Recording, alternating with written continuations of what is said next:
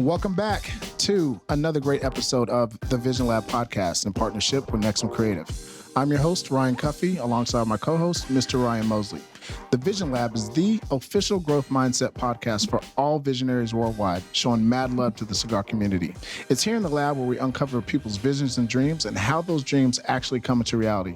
Folks, it's all about tapping into and becoming the absolute best versions of ourselves through self-discovery, self-examination, and self-actualization. Hey, yo, I'm really excited. We've been trying to get this going for about a year. COVID stepped up and stepped in the way, but we made it happen. So, yo, Mo, who do we got on the show? Cuff, today's guest is a native of Houston, Texas. He is a graduate of the University of Texas in Austin. The reason he's here is because he is the owner of Garrison Bros. Bourbon. Please welcome Mr. Dan Garrison to the Vision Lab podcast. What up? Pleasure to be here. Thanks, guys. This is going to be a lot of fun. This is awesome. Shout out to Taylor. Yeah, big ups to Taylor, man. You did a great job in hiring him. He's a great guy. Absolutely amazing guy. Quick story about Taylor. We met him about a year and a half or so ago. We did a charity event. He showed up. He was one of the vendors at the event, and we clicked.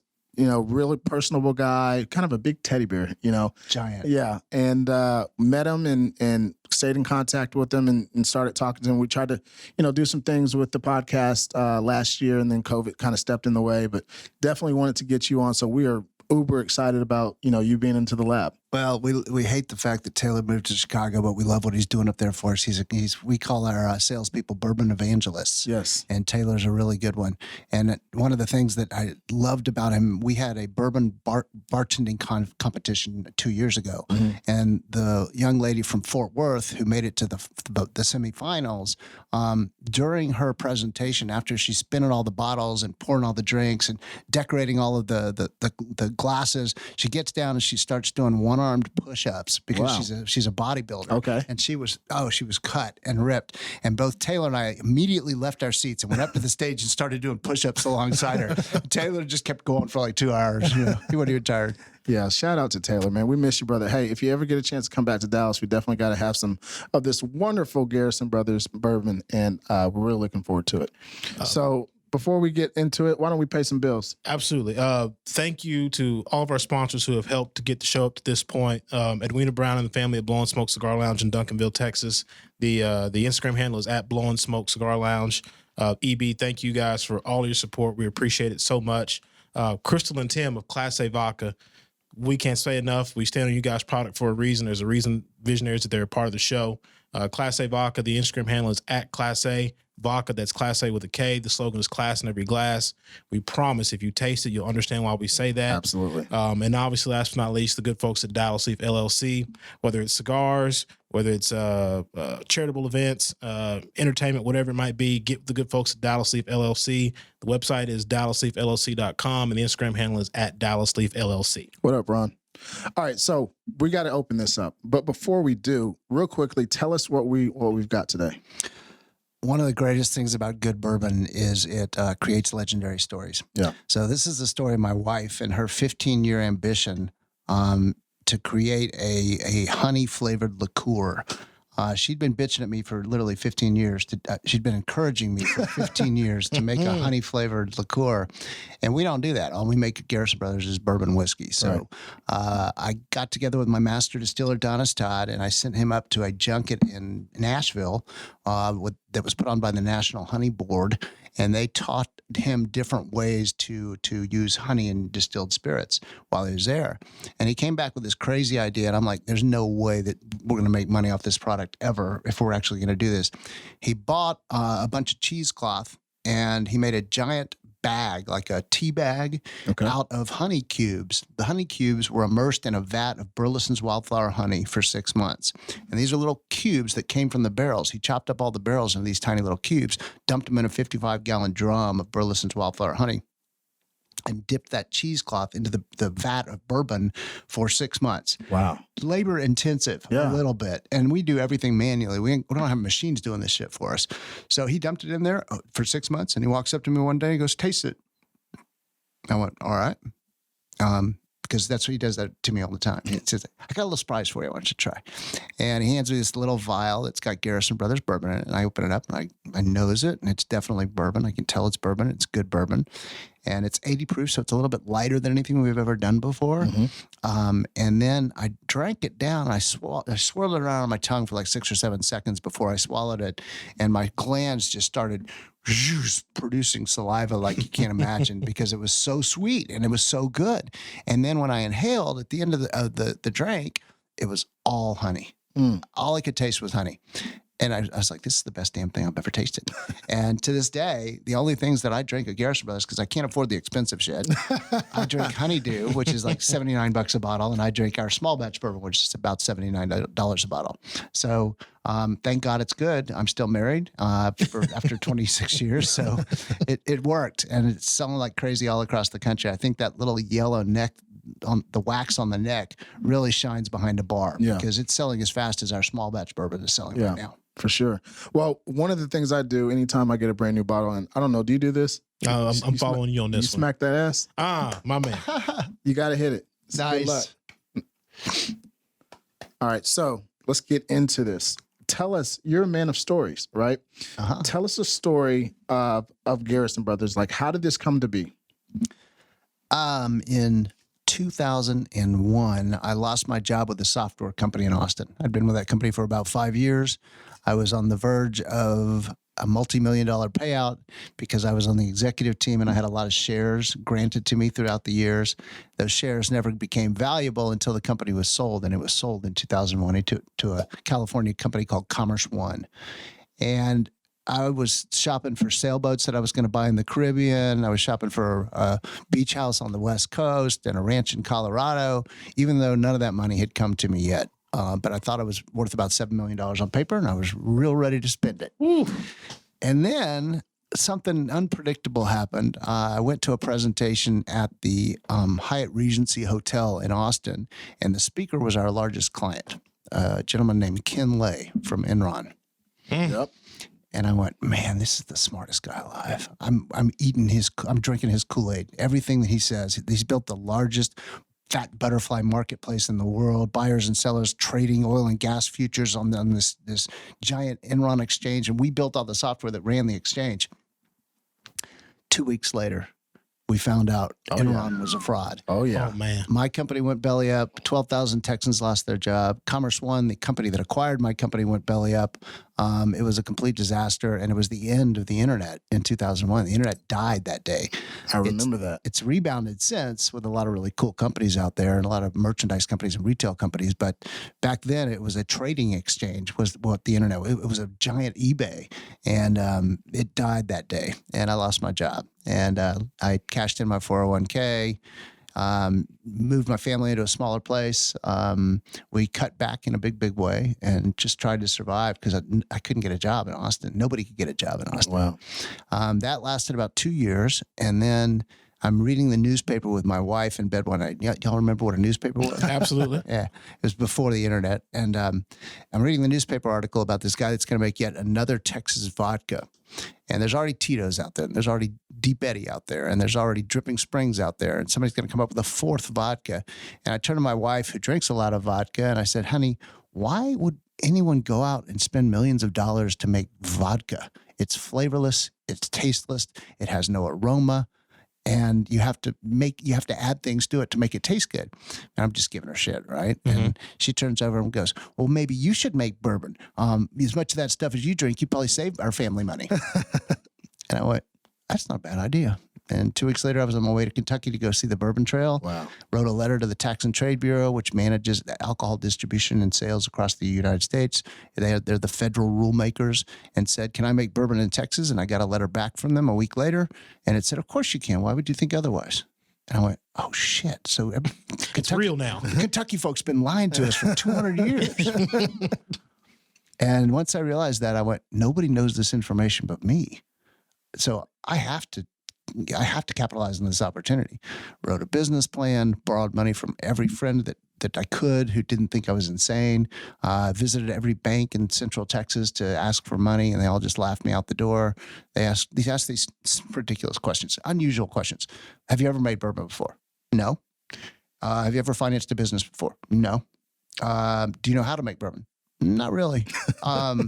How many employees are you going to have? I have no idea. The nerve of them to ask such questions. Have you written a business plan? Well, sort of. It's more like a story, but it's kind of a plan. And so the next thing you know, my mother-in-law offers to buy a little piece of property out in the hill country for me to go out and experiment with this stuff. And I started making bourbon. Didn't have a federal permit at the time, so I was doing it illegally. And it's a felony to do that. But yeah, the statute of limitations is I'm expired. going to say statute of limitations got to be over with. We all got to start somewhere. Don't have the feds come knocking on our door. We're just the car. So that's how it all started. And in 2008, I hired my first employee. 2010, I sold my first 2,000 bottles in 2 counties in Texas. Wow. Today, Garrison Brothers is selling in 38 states across America and 7 foreign countries.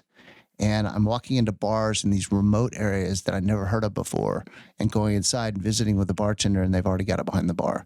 And so we must have done something right along the way. No, you guys definitely have. Definitely have. And so have you had a chance yet? I've smelt it. I've All right, not so drank it yet. Let me nose it.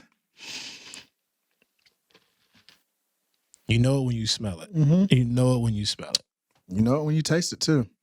And I'm not a big flavored, spirit drinker, right? I can't decipher that. Like it tastes like real bourbon. Oh, it's bourbon forward. Yeah, 100%. That's bourbon forward. I'm going to go back in your story, circa 2001-ish, right? Hey, since we popped this cork, can we raise a toast before you go there? Yeah, absolutely. Let's do it. By all means. All right, this is one of my favorite toasts. One of my my distillers taught me this one. This is to rattlesnakes and condoms. 2 things I'll probably never fuck with.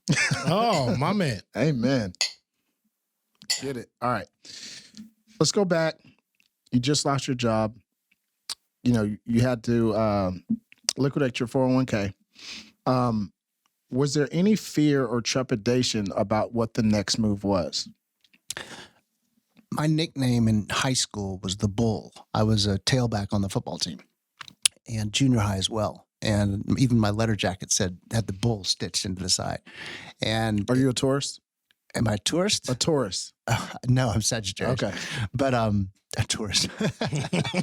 And so the reason I got the nickname Bull is everybody called me a bull in a china shop. Okay. When I walk into a situation, I don't survey the situation. I don't do any homework to see what's going on. I just start telling my shit and doing my shit. And I did the same thing on the football field. I had no idea how to play football, but I would just run over people all the time. And so that became my nickname, was the Bull in the China Shop, which is funny because I own a 24,000 bull we'll talk about later. Okay. But that's how it all started. So I didn't care. I didn't think that it was impossible. When people told me it was impossible, when people told me I wasn't going to have any income coming in for 5 years, I was like, well, I don't have any income coming in anyway. What's the difference? I'm dirt poor. I can't get a job. So why not explore this hobby and try to go sell it? And one of the biggest fears I had was the distribution market. It's one thing to make something that you're really proud of and you know it's good, but the liquor distribution market in the United States is the most corrupt industry in America today. Oh, wow. You have to pay to play. And there's only really 2 distributors in every single state. Glaciers and Republic National, yeah, which is our distributor, which has been a great relationship. And I walked into this first distributor that I interviewed, and I thought I was going in to interview them, but they ended up interviewing me.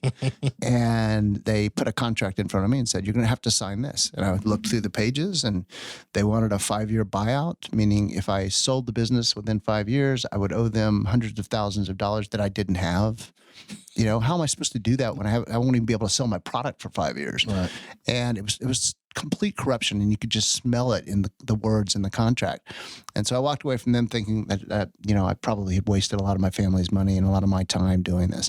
And then I went to the second distributor, which is a guy named Jay Johnson, and he runs Republic National Distributing Company. He now runs Young's Market Company, which is owned by Republic out in California. And I met the nicest guy I'd ever run into.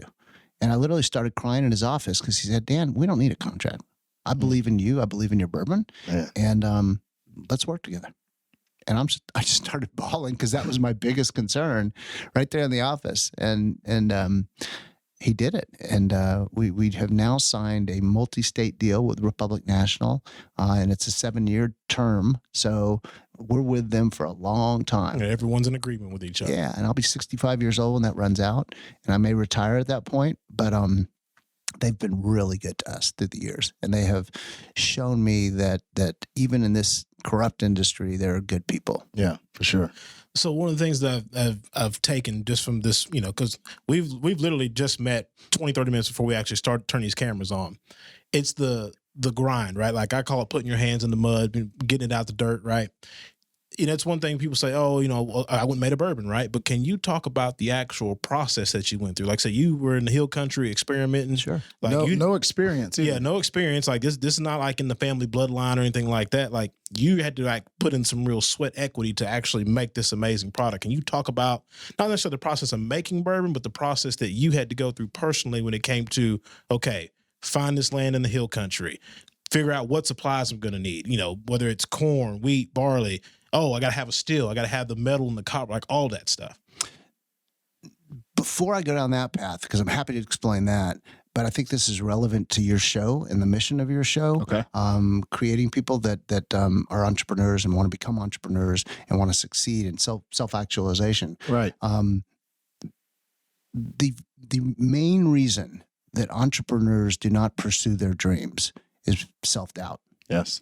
At some point in the process, you get an estimate for the still you're about to buy, and you think it's going to be $125,000, but copper's gone through the roof over the past 7 months, and it comes out at $1,250,000. And you're like, whoa, that's not what I get in the game for. That blows my business plan up. It's done. I can't do that. And I was too stupid to know that. When something like that would happen to me. Ignorance is bliss. Yeah, I just kept on going. I said, well, we'll figure out a way. And then I'd go talk to somebody else, and they'd say, all right, I'll give you $50,000 for a 12% stake or something like that. And so along the way, I started to understand the value of equity. Keep your equity. Yes. Do not give it away for money. Tell people you'll pay them back after the business sells, or you'll give them a barrel, one of the first barrels of bourbon that you make. Make them all sorts of promises, but don't give away equity, because if you give away equity, you give away power and control of the business. Yeah. So that's a total sideline. And that's good. That's a gem. That's a gem. That's a nugget. The first thing I had to do is go to Kentucky and figure this shit out, right? And so I went. There were only 9 distilleries when I went to Kentucky, making about 35 brands of bourbon whiskey. When you walked into a big liquor store like a Specs or a Twins, you'd have an entire half-acre aisle of vodka, half-acre aisle of gin, but there were only 35 bourbon brands on the shelf. And I thought, well, that's strange. I love bourbon. I've loved bourbon since I was 13 years old. Why aren't these people selling bourbon and more bourbon than anything else? They're selling rum and tequila and vodka. And not to put down the tequila and the rum and the vodka, guys. But I couldn't understand that. So then I went to Kentucky and I went to these 9 distilleries and visited them, and I met some really nice people. And they were all proud of their product, and they were proud of the history of that particular distillery, but they were all kind of beaten down because this was granddaddy's drink. Bourbon in the 1950s and 60s just skyrocketed in popularity over and over again. And all of a sudden in the 1970s and 80s, it started to tank because all of the disco phase, the hippies, and all that, and it changed. Nobody was drinking bourbon except for Granddad, and so they were beaten down. There were no new products coming out. There was nothing interesting happening in the bourbon industry. And then I took a great tour with Freddie Anderson at the Buffalo Trace Distillery. Okay, 5th generation Buffalo Trace employee, super cool guy. I think he's up in his 80s today, but man, if you can get Freddie to give you a tour, Freddie Johnson, not Freddie Anderson, Freddie Johnson. He pats me on the back and says, "You from Texas, huh?" And I said, "Yeah." And he says, "I see it from the cowboy hat." And I said, "Yeah." He said, "Nobody's ever made bourbon in Texas." And I said, "I know, I'm going to be first." And he said, "I believe you are." And I was like, that helped. And then when I got back to Texas, I get this call from this woman named Teresa Makinich. Everybody knows her in Kentucky as Mac, because she was the marketing director of Buffalo Trace for 15 years. And she had just married a Texan and moved to Texas and quit her job at Buffalo Trace. Oh, wow. One of the greatest jobs in the world, right? And she calls me up and said, "Hey, I just talked to Freddie over at Buffalo Trace. He said he was on your tour today." And I said, "Yeah." And he said, "You're going to make bourbon here in Texas?" I said, "I am." And she said, "Is that legal?" And I said, "It is." And I emailed her over the letter from the Tax and Trade Bureau that they'd sent me. And she said, "We can really do this." And I said, "We can." I said, "Who are you?"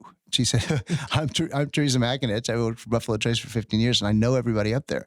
The next time you go to Kentucky, I want to be your escort. I want to take you with me. Or I want you to take me with you. And then I met Teresa, and I went, "Oh, my God, yes, let's go." She's gorgeous redhead, really, really cool and really smart and really fun.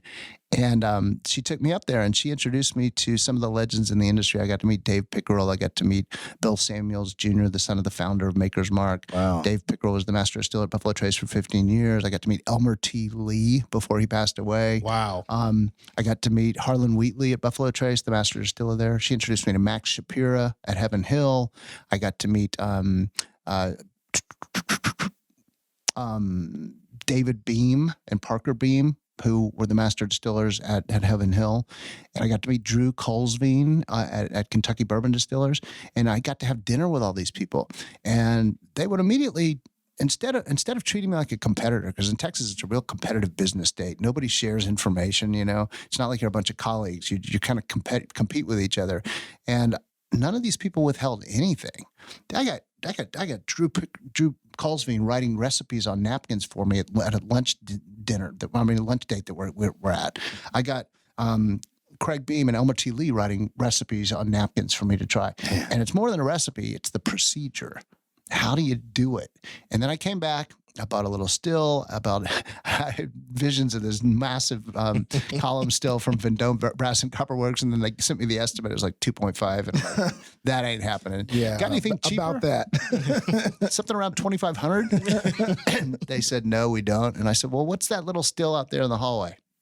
And they said, "Well, that's Elmer T. Lee's experimental still.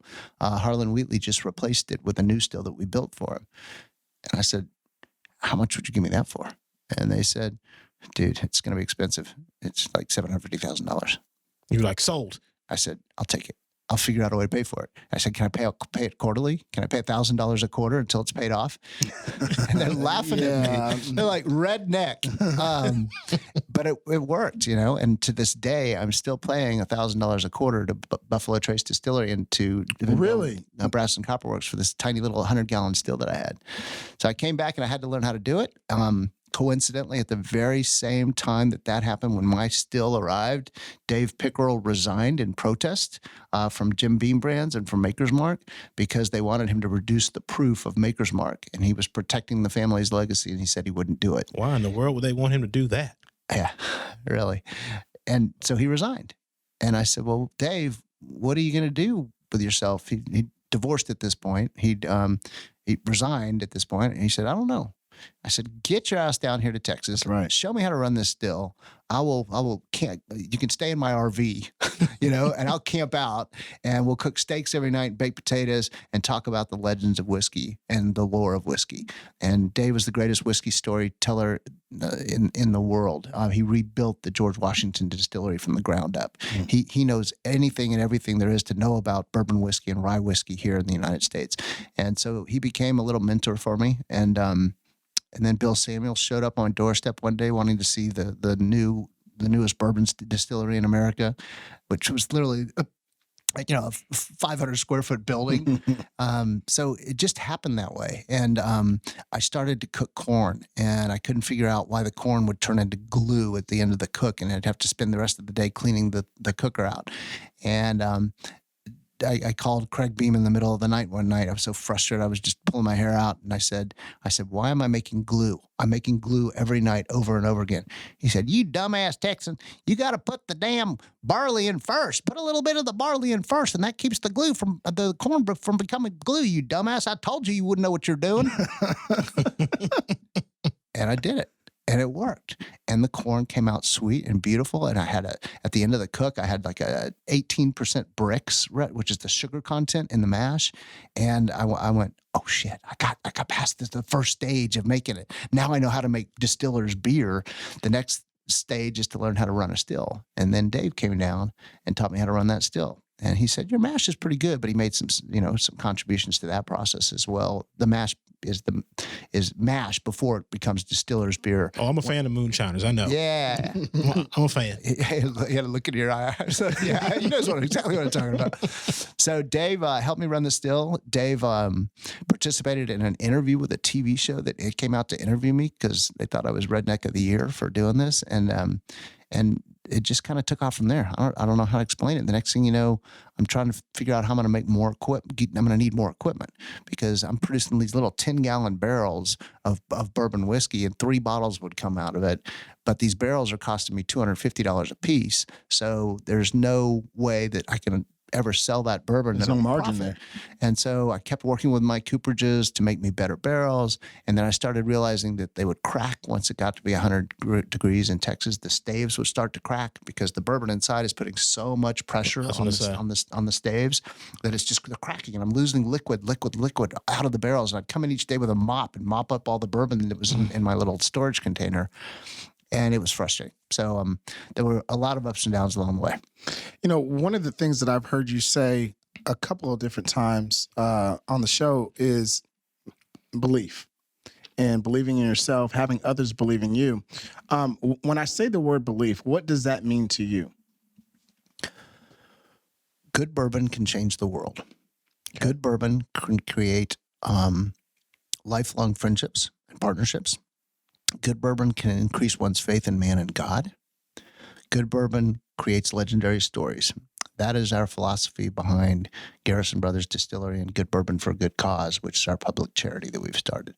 I see it every day. I have about 30 volunteers that come up. We do all of our bottling with volunteers. And at first they get there and they're all looking around the room, and this guy over here is a lawyer. This girl looks like she's a stripper. This guy's got tats all over his body. This girl over on the other side has got metal piercings through every inch of every lobe on her body. It's the hill country, so you never know. And and they're all looking around and they're all a little nervous and their backs are up against the wall. And this guy looks like a lawyer. Oh shit. And then we give them breakfast in the morning, which is usually biscuits and gravy. And then we give them lunch in the afternoon, which is fried chicken. And we give them a shot of courage every half hour throughout the day to keep them motivated. We pass around a little communion tray that's got these tiny little communion cups in it, and everybody drinks a little shot of communion with each other. And by noon, they're all dancing with each other, and they're all exchanging phone numbers and email addresses, and they're making plans to have dinner together. And by the second day of their bottling experience, they are talking about when they're going to come back and do it all over again with the same group that's there because they want to have a bottling reunion every single year. And we work that out for them. We make it happen. And it's so fun. We sing, we dance, we tell jokes, we do dirty toasts. It's family. Yeah. And it brings me closer to God because I meet so many people that are religious and have been through it before and have been through pain and hell, and veterans. So many veterans are on our bottling line, and we'll have groups of families that come out when they're about to send their kids off to West Point or to the Naval Academy or to the Air Force Academy, or they're just going overseas to fight our wars for us. And so we do toast to veterans every single day. Every Friday we wear Red Friday shirts, remember everyone deployed. And that's good. We keep it Christian. We keep it good. We keep it clean. The toasts are a little disgusting and raucous, but that's okay.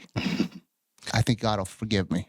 Everyone that we've talked to, right? Especially from the entrepreneurial space, whatever product they provide in the marketplace.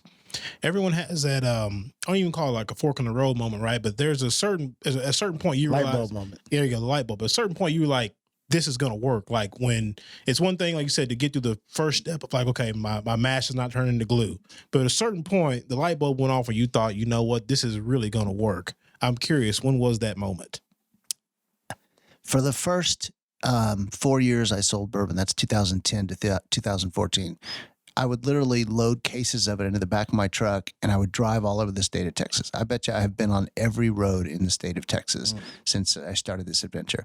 And I would walk into this podunk liquor store that's been around for 100 years. It's the only liquor store in that particular county because they've got the TABC permit to have a retail store, and those permits are worth millions of dollars. And once you get a permit in a county, you're set for life if you're willing to just work your ass off, because you have to be there at the liquor store 6 days a week from 9 o'clock in the morning until the TABC lets you close at 9 o'clock at night. So it's a shit job. If it's a grind. If you own a liquor store, you're the person behind the counter every single day. You don't have a bunch of employees that you can pay until you get bigger and get more popular, and especially if you're doing it in a real small town. So it's a grind for sure. And every liquor store I would walk into, I would say, "Hey, I'm Dan Garrison. I'm so pleased to meet you." And I have my hat on, of course, and I'd shake their hands, and they'd look at me like, "I've been here all day. And who are you? What do you want, Mister Jubilant?" And I'd say, "I'm Dan Garrison. I make bourbon whiskey here in Texas. It's the first whiskey distillery outside of Kentucky, and I want you to try some." And the response I would get from these guys over and over again was, "You can't make bourbon in the great state of Texas. It's all got to come from Kentucky." And I was just so sick of that response. If I had a dime for every time somebody told that to me, you wouldn't need to work. I wouldn't need to work anymore. And so at one point, probably around 2016, we had decided to double down and invest a lot of money in marketing and salespeople. And I started walking into these same liquor stores that I'd been in 10 times before, where they wouldn't even talk to me about buying it. And and one of the things that we started doing is we started putting this little neck hanger on the bottle, and it's got a picture of me on it. Not on the honeydew bottles, but on the regular small batch bourbon and our single barrel bourbon. And I would walk into a liquor store in 2016. It was the greatest marketing move my marketing director ever came up with. And he would look at me when I walked through the door wearing the same damn cowboy hat. And then he'd turn around and he'd look at the bottle of Garrison Brothers on his counter, and he'd see the picture of me in the cowboy hat. And he'd say, "Are you Dan Garrison?" And I'd say, "I am, and I'm so pleased to meet you. And I can't believe you're selling my bourbon. That makes me so happy, makes my family so happy and so proud. And it means a lot to us. I want to buy that bottle right now."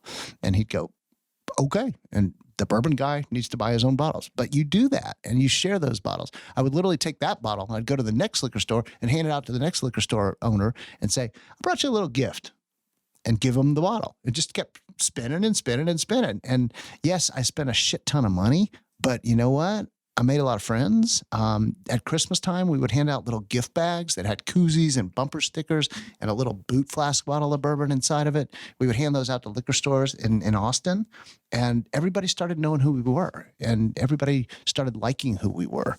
And that was the moment, I guess, probably 2015, 2016, that I knew this might actually work. So let's talk about the actual bourbon itself. If anybody hasn't had Garrison Brothers, please do yourself a favor and copy one of these bottles, or 2 or 3 or 4. It is absolutely amazing. We definitely stand behind it. But what's in, what is the ingredients? What can people expect when they nose it, when they taste it, from every one of your products? With one exception, all of our bourbons are wheated bourbons. The recipe is going to be 74% corn, 15% soft red winter wheat from Texas farms, and 11% barley, also from Texas farms, which wasn't even a possibility back when I started the business. But farmers saw what we were doing and realized we were going to need barley, so they started planting barley. I said, "Let's get on this right now." And they jumped on it. And sure enough, today we've created a lot of family farms that are very successful because they buy from us. We're doing over 2 million pounds of corn a year now. In my first year in 2007, when we started, we did about 2,000 pounds of corn. And now we're doing 2 million pounds of corn. Wow. We get a delivery every week of corn from 40,000 pounds of corn from somewhere in Texas. And it's 74% corn, 15% soft red winter wheat, and 11% barley malt. But that's not what we think we're good at. We know we can make good bourbon that way. That's our recipe for our small batch bourbon, and it's consistent. It always comes out the same. The secret to good bourbon is the barrels. As the liquid sits inside the barrel, when it gets warm, it heats up and it forces its way into the staves. So we decided to have thicker staves. If there's more sap juice in there from the white American oak trees from which these barrels are made, and you can extract more of that sap because your temperature is so high here in Texas compared to Kentucky, which is average temperature in Kentucky is about 70 degrees all year long. And in the summer, it gets up to maybe 75 or 80. There's nothing happening inside that barrel. The bourbon expands a little bit, but it's not forcing its way into the wood like it's doing for us here in Texas. So we're extracting more sugars from the wood, and that comes from the sap from the white American oak tree. And you can taste it. I mean, no, you can't. It's stout. It's robust. It's full of flavor. Try it against a $3,400 bottle of Pappy Van Winkle and tell me which one you like best. You get the Pappy Winkle and I'll try it. I've done that. I have plenty of Pappy. Back in the day, I could buy it for $200 a case back in Kentucky and bring it down here. Why? I keep hearing about the state of Kentucky. Why is there such, or at least at the time when you were getting off the ground, why was there such a misnomer about Kentucky being the only place you can make bourbon? Well, the market was shrinking. It was Granddaddy's bourbon, so nobody was getting into it anymore. And all of the distilleries that were operational in Kentucky had somehow been bought back after Prohibition, because Prohibition decimated the whiskey industry in the United States. I mean, it was gone. There was nothing being made in the United States from 1919 all the way until 1933 when it was repealed. So then and during that time, all of the feds had raided all of these bourbon warehouses that were supposed to be under lock and key and protected by the feds. And the feds themselves stole all the whiskey out of it and sold it illegally on the black market, creating the mafia, which was distributing liquor illegally, in almost every state in America. There's stories about guys here in Texas that had distilleries that were making it illegally throughout Prohibition. And the black market developed, and once the black market developed, the government could keep its hand on it. During Prohibition, they also decided they would no longer tax whiskey production. Well, they killed the industry, so you can't tax it anymore. And if you don't have the taxes coming in, you can't afford to pay the revenuers who are supposed to go out and collect the IRS money. So there's just it's a recipe for disaster. A recipe for disaster, and it was. And so in 1933, the federal government wiped their hands of liquor distribution rules and regulations, and they passed it on to the states. And every single state, every single moonshiner at every single state went, this smells like opportunity. It's going to be legal again. All I have to do is pay my taxes. Maybe I'll figure out how to write those laws for the state government of Texas and Mississippi and New Jersey and North Carolina in a way that favors my company-owned pharmacies. Twin Liquors was a pharmacy back in the day. Specs was a pharmacy back in the day. Because if you got sick and you needed something, what the doctor would prescribe is alcohol. And only pharmacies could sell alcohol. So you'd get a pint a day or a pint a month for the family, and all of your family members would all try to get the chits to get the little pint from the local pharmacy. And so those pharmacies became liquor stores. And then those liquor stores realized they could make money off of this, and there was a huge opportunity for them. So they rewrote all the rules in 1935. You're a historian. Yes, sir. And I love that about you, because you have so much respect for the spirit itself, that you've gone and done the work, not just from a labor-intensive perspective, but also to know the history behind each individual spirit. What have you always been a historian? Like, what made you want to kind of go back and understand the histrionics of things? Big time. I love history. I love American history, Texas history. I go back and read it over and over again. I'm really into history because I think you have to know your history to know what you can do going forward. We talked earlier before we got on mic about other distilleries across the country that have opened up since we started our business, and most of them are fakers. They're not real. They go and buy it from Kentucky, or they go and buy it from Indiana, and they stick it in a bottle and they put on the label "Made in Texas," and that's illegal. But you can get away with it because our federal government is so underfunded, they can't enforce their own laws. So I see it all the time. I'll walk into a liquor store and today, there's 250 bottles of bourbon on the shelf, and only about 50 of them are actually making their own bourbon. The others are trading it behind the scenes. It's called sourcing. And you can source bourbon. You can buy 3-year-old, 5-year-old, 7-year-old, whatever you want to buy from distilleries in Kentucky. Slap a label on it. Yeah. How advantageous is that to whoever the actual source is? Because at that point, you're just making bourbon. You don't care who buys it. You just, hey, okay, you're going to pay me X amount for my 3 or for my 5 or my 7. I mean, if you're in that position, I mean, it's financially advantageous, right? But sure, from your standpoint, like if you were in that position, how would you handle things? Well, I wish I'd been smart enough to do that in the first place. What if I became a mass producer of bourbon and I built a $10 million distillery as opposed to my little $3 million distillery? I could be selling it all over the world today to entrepreneurs who want to have their own label. I mean, look at Blackened. It's like a rock and roll band that's behind that. And Dave Pickerel helped them get started and help them source their own whiskey. You look at Because everyone's in spirits now, whether it's bourbon, whether it's tequila. Everyone with a social media following, now they want to have a spirit, and it's That's like, right. oh wow, like are you really that educated in making tequila? Are you really that educated in making vodka? It's like I said, whoever is actually sourcing all that, that's where the real money's at. Yeah, I think Clooney sold Casamigos tequila for $700 million. George Strait's behind Codigo. Yeah, I doubt George has ever visited a tequila distillery. The King. We love George Strait. No offense, George. It's business. We get it. It is, and everybody's got their own brand now. I mean, it's it's kind of ridiculous. We need to come out with our own brand.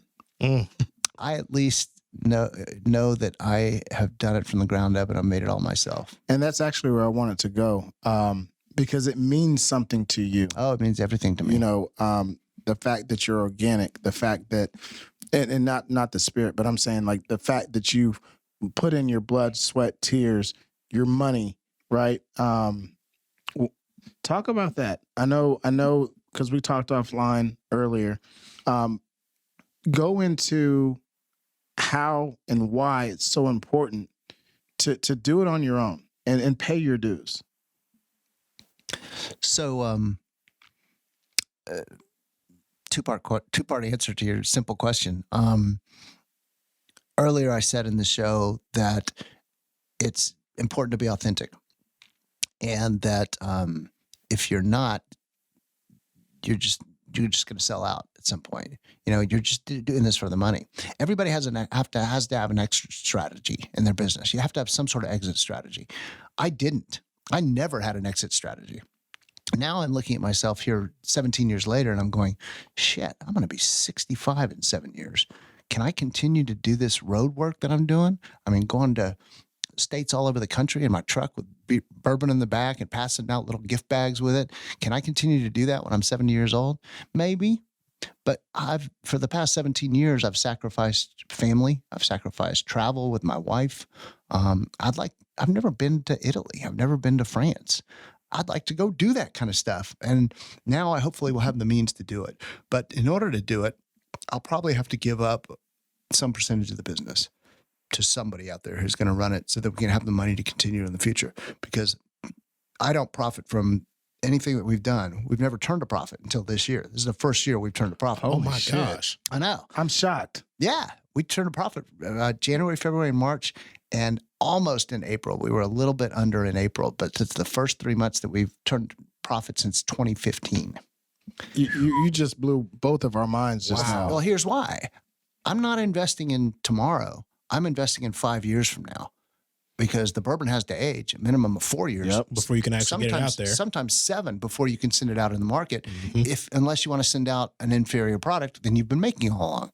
So we're in a real awkward position right now, because in 2021 and 2020, because of COVID, everybody started hoarding this wonderful liquid and sticking it in their beds and their closets and their bathrooms, cases and cases of it. Our sales were up 57% in 2020 from 2019 because people were hoarding bourbon.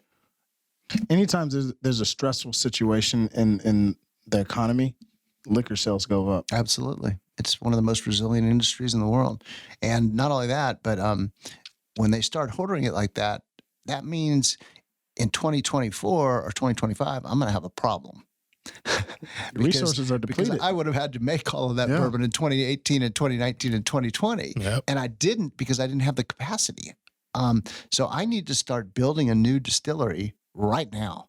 And I'm not sure that and it'll be a big plant. It's got to be here in Texas for damn sure. It's going to be gigantic. Let's go ahead and say it. We're going to make it by hand though. So it's going to mean a huge labor cost, because we'll always do everything we do by hand. If my distiller doesn't know what's coming on, Donis, pardon the imagery here, okay? Donis is my master distiller, and he's the greatest talent in the bourbon industry today, and everybody knows it. And he's been offered by every big guy in the country a job to leave me, and God bless him, he's stayed with me. So shout out to Don. Donis, for 6 months, will train a new distiller, an apprentice distiller. First, they have to know how to work the cookers to make the mash, and they have to know how to make the beer in the fermentation room, and then they get to move to the distilling room, and he has to work with them day in and day out for 6 months. And Donis will walk up to them every single day and go, "Smell my finger." Oh, wow. He dips it in the White Dog, and he walks up and says, "Smell my finger." and they have to tell him what chemicals they're smelling. Are they smelling propanol, amyl alcohol, butyl alcohol, ethanol, or methanol, which is toxic? Because if they don't know the difference just by smelling the liquid itself, by doing it by hand, then they're not qualified to be a Garrison Brothers distiller. Mm-hmm. It's a test. It's old school, and we're real proud of that. And that's how I taught Donis. He knew a little bit about distilling coming into it, but that's how I taught him. And that's how I taught our first distiller, Fred, and then our JD, which is a great story I want to tell you about later on. That's how we did it. That's how we learned the art. Man, it's absolutely crazy. I'm curious, right? So we've got this honeydew, as you call it, and you've got and forgive me for the titles, the single batch and the small batch. Did I say that correctly? It's small batch, and single barrel. Single barrel. Excuse me. Are there plans to do anything other than those two and what we see here in front of us? We did last year high rye. But what we found is that the rye, it was like 35% rye content, 51% corn, and the rest was all barley. We found that the rye took a lot more time in the barrel to become sweet. It was good, but it was pretty bitter when we first tried it at 4 years of age. So it took about 7 years of age. So it's not really a product that's meant to be made in Texas. High rye. Rye just does not do well in the heat in Texas. It takes a lot longer to age. So we released high rye. That was our first variation from our recipe. But what we specialize in today is not necessarily the grain usage or what types of grains we're using. We specialize in the barrels that we make. We now know after 17 years of this how to make a barrel, how thick the staves need to be, where the wood should be harvested from around the country. And we know that if we take a barrel, the best example is Balmorhea. Balmorhea is aged for a barrel from Kelvin Cooperage in Louisville, Kentucky, which harvests all of their white American oak from right there in the Ozarks. And it's in 4 years. The liquid is in that barrel for 4 years. And we took it out, and Donna said, I'm going to put it in another barrel. And I said, yeah, but not that barrel. Let's get another barrel from the Atlantic Northeast, from Minnesota. Let's get a barrel that's harvested from trees that are grown there, white American oak trees. But let's try that instead and see what kind of impact that has on it. A different type of chemistry. So we aged that for 2 years longer in the totally different barrel that has guaiacol and oak lactone and vanilla and isoeugenol and eugenol and all of these fabulous chemicals that are basically sugars. And we put it in there for 2 more years. And when it came out, it was the darkest thing we'd ever seen. It's like this crimson red color. And I said, I can't wait to taste it. And he said, me too. And I said, let's go do it. Let's do it. So we proofed it down to 115 proof. Oof. And that was our sweet spot because we'd already done cowboy bourbon, which is up around 145 proof. Wow. And we said, you know what? Let's do a cowboy version of this, but let's do it at a lower proof so it doesn't have that bam that the cowboy has when it hits you. And that was the sweetest stuff I'd ever tasted in my life. And I knew that it was going to win major awards. It won Whiskey of the Year in American Whiskey Bible, in the Whiskey Bible in 2018, 19, and 20. And then in 2021, we released Laguna Madre. Laguna Madre was aged for 4 years in a white American oak cask from Kelvin Cooperage, and then we transferred it to a Limousin oak cask from France, from the Central Forest in France. The Limousin oak trees are prized for their for their vanilla consistency. Okay. Tons of vanilla in the trees, the French oak that it comes from. Expensive as hell because the government in France only allows you to harvest so many trees a year. So you have to get on a wait list if you want to have barrels that are made. So high demand, low supply. From Limousin oak. So in 2009, I bought my first 3 Limousin oak So barrels. you saw this coming. You wanted I had to try it. Yeah. I mean, vanilla's it's kind of the key thing for good whiskey, right. And the key flavor point. So I got on the list, and then the next year I got on the list and got more barrels. And I got on the list and got more barrels. And these barrels started to eventually mature, and that became Laguna Madre. 4 years in a white American oak casks, 4 more years in a Limousin oak cask. And the Laguna Madre, we just did our release last Saturday morning. The trucks started showing up at our distillery. We only sold 1,000 bottles through the distillery. And the trucks started showing up on Friday afternoon, and they'd all camp out along a road, 350 trucks camping out. And it was hilarious. And I'm down there, I'm bringing them pizzas and I'm bringing them shots of bourbon throughout the night, all the way up until like 11 o'clock. And then my dad and I, who was visiting my 81-year-old father who had never seen one of our releases before, which made me so proud. And my dad's watching all of these thousands of people line up just to buy a bottle of bourbon from us. And so my dad and I the next morning, we're there at 6 o'clock in the morning with breakfast tacos for everybody. But the line had been forming throughout the night. So we didn't have enough breakfast tacos to feed everybody. And we opened the gates at 8 o'clock. We sold every single bottle that we had available by 10 o'clock. And then everybody hung out. We had a big party with everybody. All my employees had to go take off their Garrison Brothers shirts and put on. And be regular people. Regular people so that they could have a drink with our guests. And that's what we did. Did you keep your shirt on? I changed shirts. I went home, I jumped in the pool, and I put on a T-shirt and a baseball cap, and I went back out there and took the cowboy hat off because I did not want anybody else to ask me to sign their bottle again. I'd already signed 750 bottles. And was kind of cramping up. More than that, you want to be family with these folks and you want to be friends with them, and you want them to feel like you're a real person, because they all treat me like I'm a fucking celebrity, and I'm not. I don't want to be a celebrity. I just want to make good bourbon and share it with people.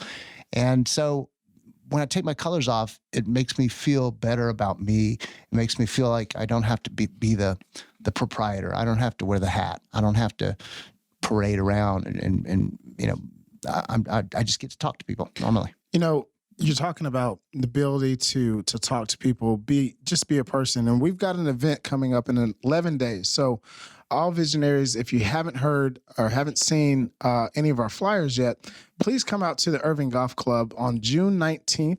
We have an 8:30 shotgun start for our annual Vision Lab Podcast Golf Tournament. It will be benefiting the Leukemia and Lymphoma Society of North Texas, as well as the Alzheimer's Association of Greater Dallas.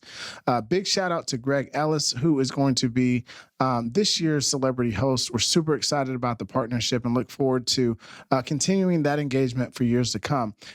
Fantastic event. So come on out. Hopefully we have a couple of bottles of these here. I think we're going to have a big old basket full of bourbon y'all can auction off for those organizations. Stay tuned for that. Yeah. And just bring your best golf game, and we're going to just have a great family time and get to know people and network. It'll be absolutely amazing. We're almost to that point. I know, I feel you. Well, it's okay. It just means we've been doing this for a while. We've been doing this for a little bit. But I have to ask this question, and while I'm asking this, you can go ahead and get ready for it. But for me, I'm a spirits drinker. Garrison Brothers, the first time I had it, blew my mind. You told me about it. Blew my mind. You told me about it. And I was like, yo, and I'm not even a big bourbon drinker, but you guys make a phenomenal product. Thank you.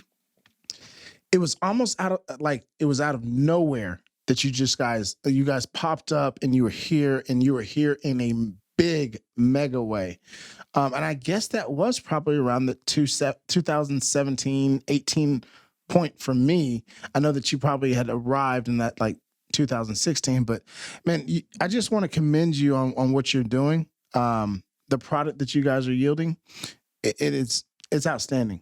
It really, really is. And so I want to talk to you offline at some point about some partnership opportunities later on, but we're in.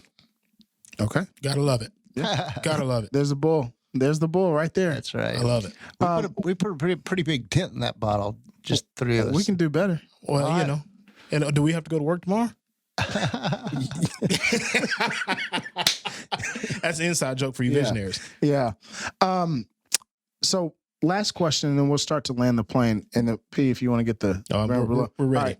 So, what's some advice that you would give someone kind of following behind you?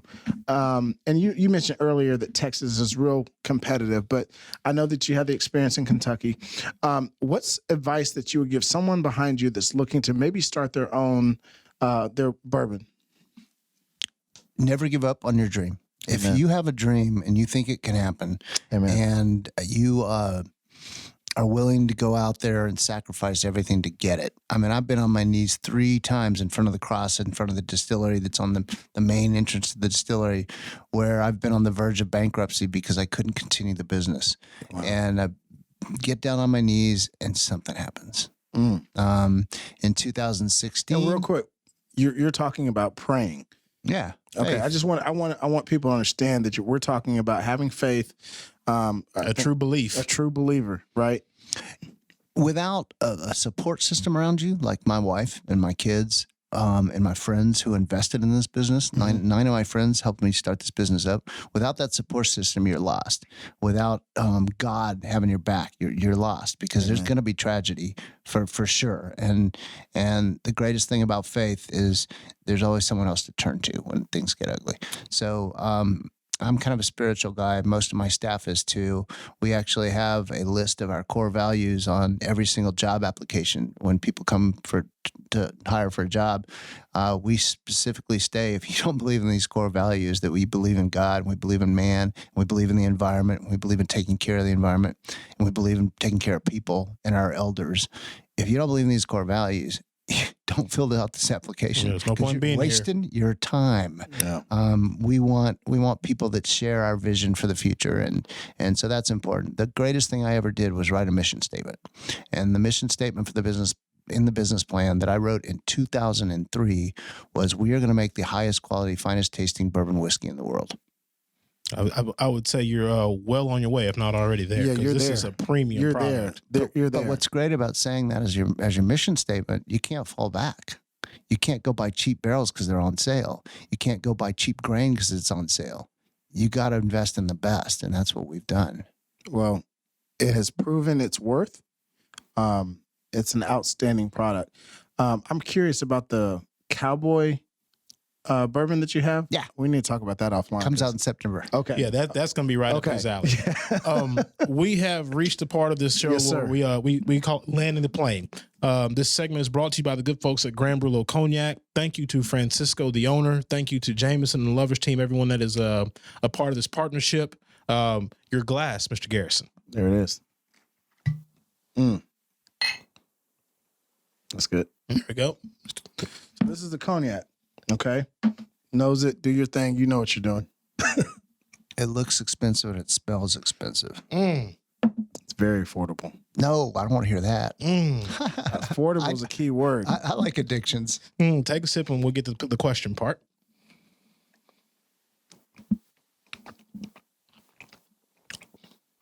Damn. Yeah. Yeah. Yeah. We'll get you in contact with Francisco, the owner. Yeah. Please, I'd love to talk to him. Yeah. He's a great guy. We have reached this point of the landing the plane. P. One of the questions we ask everybody at this part of the show. It's you at a round table, whatever wood of your choice, if you will. If it was our table, we'd have some cigars and obviously probably some Garrison Bros or Grand Brulot or maybe Class A vodka. Definitely. You get 5 other seats at that table. You can have anybody you want at the table, dead or alive. The only caveat or stipulation, if you will, is that you can't have the whatever higher power you believe in. I can't have whatever higher power I believe in. So you want me to name those 5 Who people? are the 5 Yep. other people at your table? Who are the 5 people sitting at the table with you? I want Anthony Bourdain. Ooh, I want New one. yeah, that's a new one. Queen Elizabeth. 2, that's a good one. I want Winston Churchill. Okay, we've heard him before. I want Teddy Roosevelt. I think we've one or twice, one or two.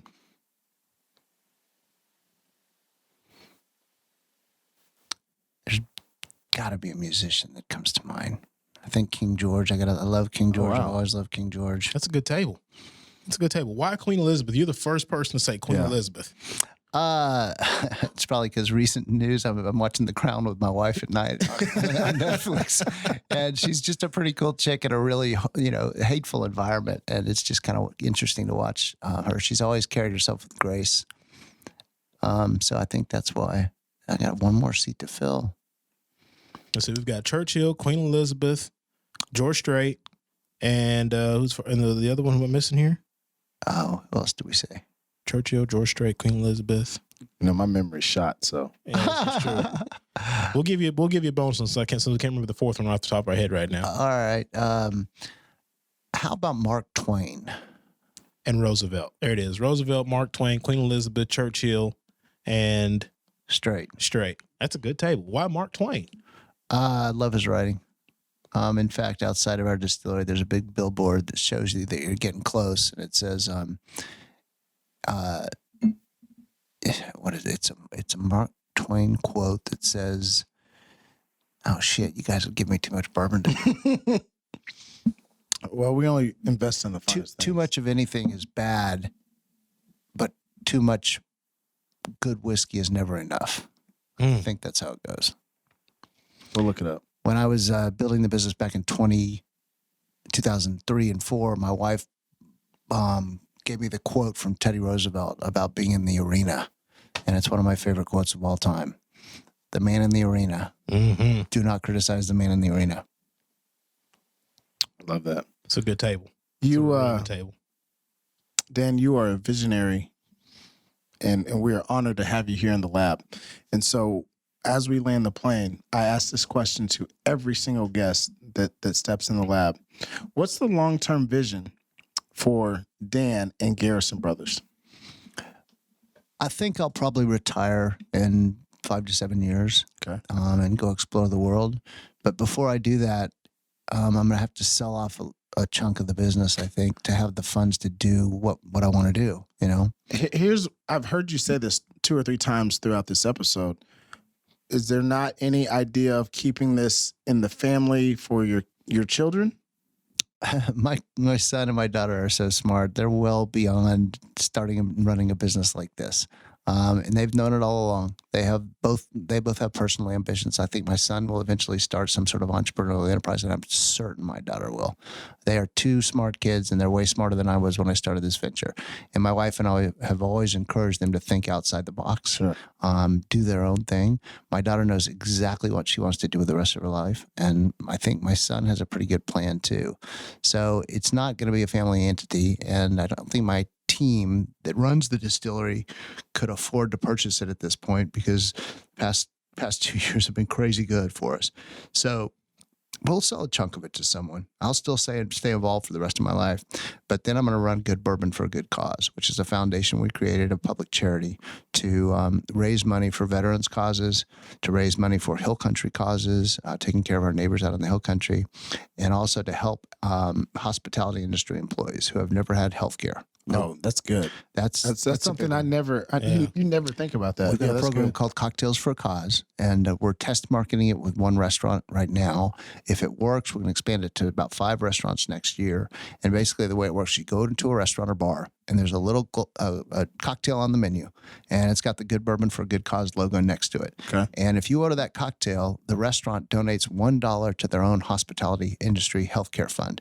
And then Sweet. Good Bourbon for a Good Cause matches that $1. So eventually we're talking about some real money. If I can get my friends Tito Beverage to do this and be involved, then I can go to Diageo and Pernod Ricard and Brown Forman and say, why don't you guys all do this too? And we'll work with Blue Cross Blue Shield or some healthcare company to create this massive fund that takes care of hospitality industry employees. Real quick, why the hospitality industry? Like it makes sense, and I never even think about that. But do you what's the affinity for hospitality? They're the folks that sell our bourbon, and they work off tips. They get no health care whatsoever. Okay. I went into a California restaurant in Huntington Beach, California, and the bartender was a half an hour late to show up for the appointment. And he shows up, and he's walking on crutches. And I'm like, what's going on, dude? What'd you do to yourself? He said, I broke my leg last Friday. Well, it's Thursday. And he's not wearing a cast. There's a boot? He's wearing his own boot. No, he bought. doesn't have. He doesn't even have a cast on it. Oh, wow. And I said, dude, why aren't you in a cast? Why don't you have that bone put back together? And he said, I just can't afford it right now. I'm going to have to wait. That's real. That is real. That is real. And you're real.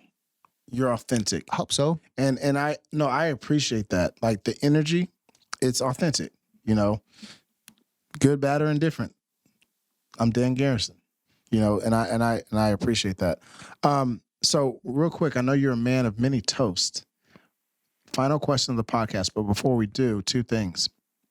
Any social media handles or website that people can find more information about Garrison Brothers? www.garrisonbros.com. On Facebook, it's just #GarrisonBros. I have no idea what the other ones are. Garrison Bros on Instagram. You can find it. Yeah. People. Go ahead and follow him. Please do. It's there. Yeah, it's good. And guys, again, fantastic bourbon. Absolutely outstanding. So, well, before we do the last question of the podcast, let's do a toast because I know you're a man of many toasts. Yeah, I'm actually going to do that. You're going to do the Grand Brulot? cognac, Okay. that's You're all going to right. go Grand Brulot. Okay. Because that's good. It's got coffee flavors all down there. There you go. So let's raise these glasses up to. By the way, if the women out there are listening to this, you may want to cover your ears. But let's raise these glasses to panties. Oh, panties may not be the greatest thing in the world, but they're awfully close to it. Amen. Salute. Salute. That's good.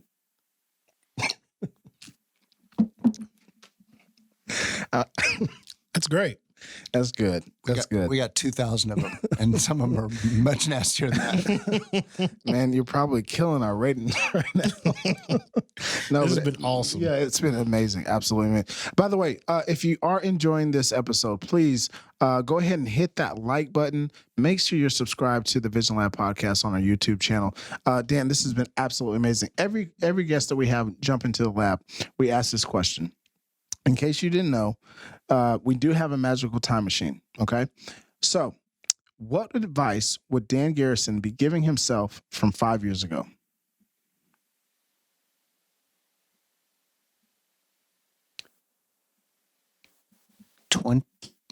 2016. Stick with it.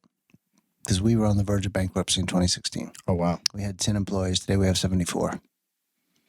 Stick with it. Never give up. I love it. Now, we're going to fast forward the clock 5 years from now. Okay. What's the older version of Dan Garrison? What advice is he giving you today in 2021?